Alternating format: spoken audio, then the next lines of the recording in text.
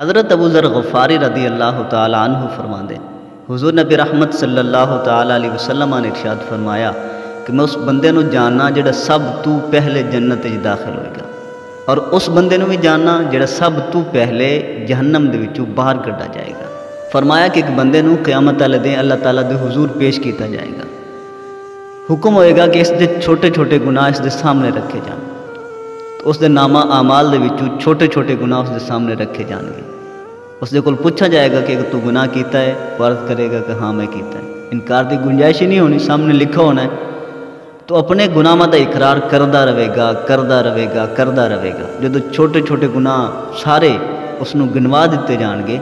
تو حکم ہوئے گا کہ اس دے گناہاں نو نیکیاں دے وچ بدل دیو۔ تو اس وقت تو بندہ چلائے گا اور عرض کرے گا کہ یا اللہ جے تے میرے بڑے بڑے گناہ باقی رہندے۔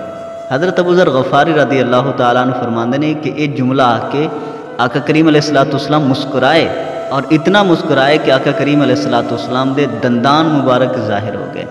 تو فرمایا کہ جڑا بندہ خود اپنے گناہ چھپاندا پیا ہا، جدو اس نو نیکیاں چ بدلا گیا تو خود اپنے گناہاں دا اقرار کرن لگ پیا، اظہار کرن لگ پیا۔